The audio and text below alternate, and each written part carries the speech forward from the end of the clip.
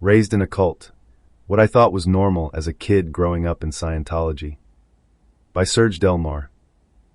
There was a time when I thought my childhood was just like anyone else's. The long days inside a Scientology hotel, the constant adult scrutiny, the endless hours of study tech. It was all just life. I didn't question why I had no free time, no real education, no medical care.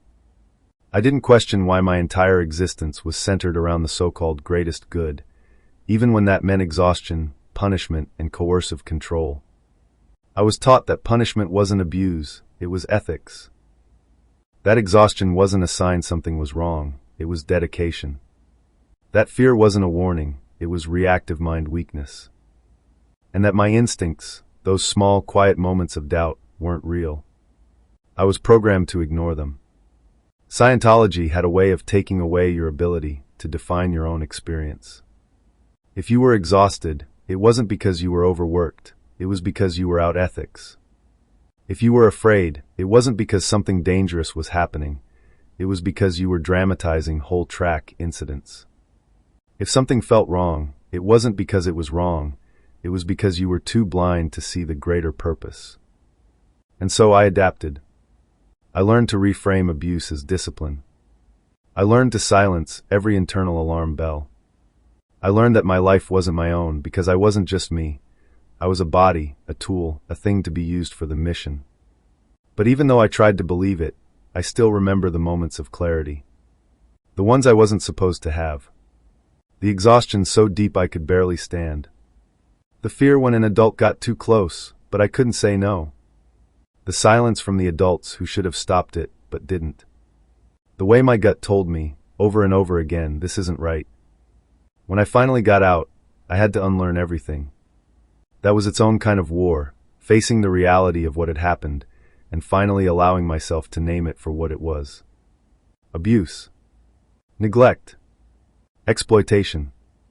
There are so many of us who grew up like this, and there are still children in Scientology hotels, auditing rooms, and academies who don't know that what's happening to them isn't normal. They don't know they have a right to say no. They don't know they matter outside of how useful they are to the organization. And yet, that's exactly what continues to happen. The children still inside Scientology are trapped in a system designed to make them believe their suffering is their own fault. They are told they pulled it in. They are made to feel guilty for their own pain, as if their exhaustion, fear, and confusion are just more proof that they are flawed, broken, and undeserving of anything different. They are forced to confess their thoughts, their emotions, their so-called crimes in auditing sessions where there is no privacy, no safety, no protection. They are questioned about things they don't even understand yet, things no child should be asked. And all of it is recorded. All of it is documented. All of it can be used against them if they ever dare to cross L. Ron Hubbard or any of his adult sycophants. They are raised to believe that leaving is worse than staying. That the outside world is corrupt, evil, and full of suppressive people who only want to see them fail. That if they leave, they will be alone. That no one will understand them. That no one will believe them. And that last part, that's the one that keeps so many of them silent. Because when you grow up in a place where no one ever steps in to help, you start to believe no one ever will. That's why exposing this matters. That's why telling these stories matters. Because the silence protects the abusers. The secrecy keeps the cycle going. And every time someone says, that couldn't really be happening, or but they say it's their choice, even though kids cannot consent, or well, it's a religion so they have rights, they are helping Scientology do exactly what it was designed to do, bury the truth. We are here to dig it back up. To shine a light on the children still locked in hotel rooms, still being forced into child marriages, still being worked past the point of exhaustion, still being told they are broken and need fixing, still waiting for someone, anyone, to step in and tell them they don't have to live like this. They can't see us yet, but we see them. And we will not stop speaking. We will not stop fighting. We will not stop exposing what Scientology does to children until there are no more kids left to save. And that is why I keep speaking. Because if we don't, who will? It sure as hell won't be the so-called good Scientologists, the ones who pretend they didn't know a shred of a literal thing. The ones who claim they only saw the glossy front-facing PR version of Scientology while handing over their money to the same machine that devoured children whole. The ones who now conveniently distance themselves as if they weren't complicit. As if their dollars, their silence, their unwavering loyalty to L.